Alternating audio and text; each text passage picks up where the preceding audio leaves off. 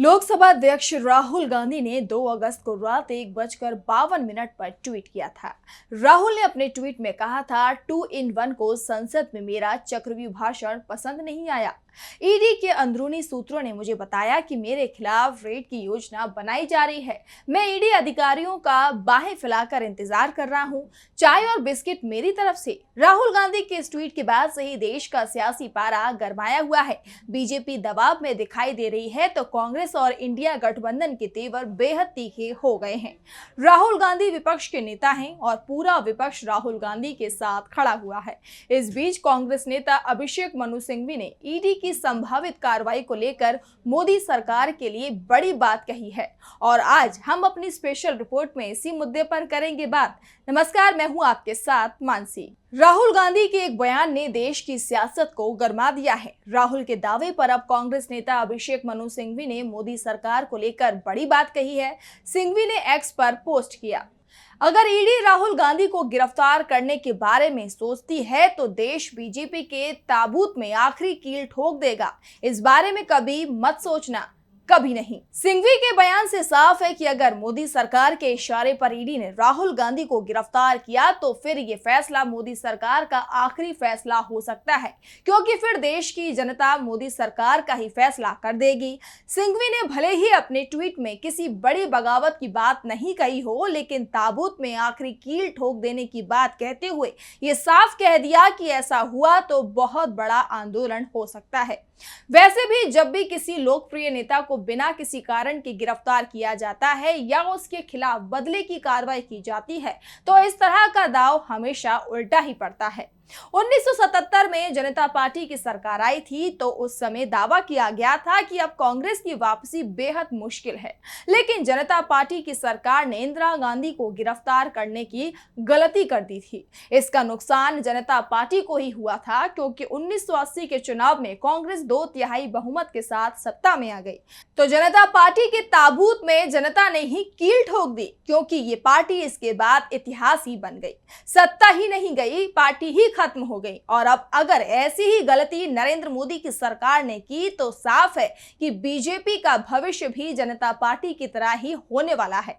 दूसरी बात यह कि ईडी राहुल गांधी को गिरफ्तार तो कर सकती है, लेकिन उन्हें ज्यादा समय तक रोक नहीं पाएगी, क्योंकि जिस नेशनल हेराल्ड मामले में राहुल गांधी को गिरफ्तार करने की बात ईडी सोर्सों की तरफ से की जा रही है, उसमें कोई भी सबूत 8 साल बाद भी ईडी के हाथ नहीं आया है। दूसरा, इस मामले में ईडी ने जब भी राहुल गांधी को समन भेजा है तो राहुल गांधी ईडी के सामने उपस्थित हुए हैं। 50 घंटे की पूछताछ ईडी राहुल गांधी से कर चुकी है। 100 से ज्यादा सवाल किए गए हैं और राहुल ने सभी सवालों का जवाब भी दिया है। और सुप्रीम कोर्ट ही हाल ही में अपने एक फैसले के दौरान टिप्पणी कर चुका है कि सिर्फ इसीलिए ईडी किसी को गिरफ्तार नहीं कर सकती है कि आरोपी उसके सवालों का जो जवाब दे रहा है उससे ईडी संतुष्ट नहीं है। ठोस सबूत होना जरूरी है। ईडी की कार्रवाई को लेकर इंडिया गठबंधन के तेवर बेहद तीखे हैं। कांग्रेस सांसद मणिकम टैगोर ने बीजेपी सरकार की ओर से राजनीतिक उत्पीड़न के लिए ईडी, सीबीआई और आयकर विभाग जैसी एजेंसियों का दुरुपयोग किए जाने पर चर्चा की मांग करते हुए लोकसभा में कार्य स्थगन प्रस्ताव का नोटिस दिया था, लेकिन अभी तक इस नोटिस को स्वीकार नहीं किया गया है। वैसे संकेत तो इसी बात के हैं कि सरकार इसे स्वीकार करेगी भी नहीं। इस मामले को लेकर पूरी विपक्षी पार्टी एक सुर में केंद्र सरकार पर हमलावर है। आम आदमी पार्टी की ओर से कहा गया कि राहुल गांधी ने संसद के अंदर सरकार को बेनकाब किया। इसी मंशा से उनके खिलाफ ईडी और सीबीआई लगाई जा सकती है।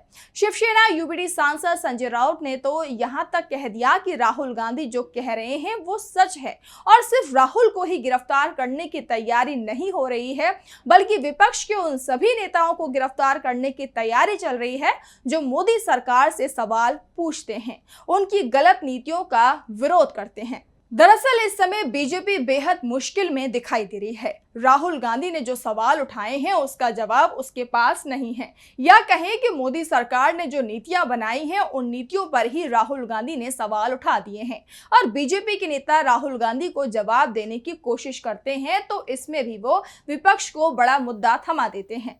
राहुल गांधी ने बजट पर अपने भाषण में चक्रव्यूह का जिक्र किया, जिसका जवाब देने की कोशिश बीजेपी सांसद अनुराग ठाकुर ने की, लेकिन जवाब देने की कोशिश करते करते वो राहुल गांधी के खिलाफ ऐसी टिप्पणी कर गए कि विपक्ष ने पीएम मोदी से ही माफी मांगने की मांग कर दी।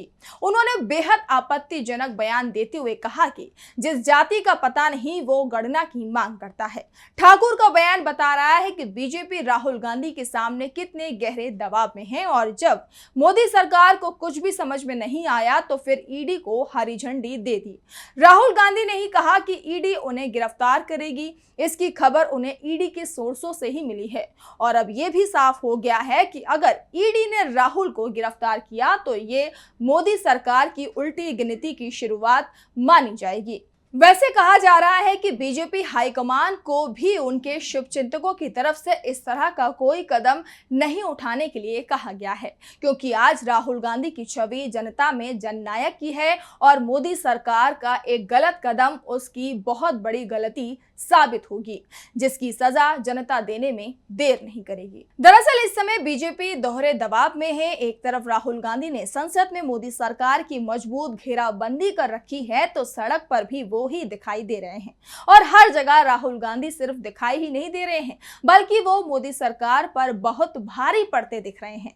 जहां सरकार को पहुंचना चाहिए वो राहुल गांधी वहां पर पहुंचते दिख रहे हैं। नरेंद्र मोदी तो कहीं नहीं दिख रहे हैं, ना संसद में और ना ही सड़क पर आम लोगों के बीच में।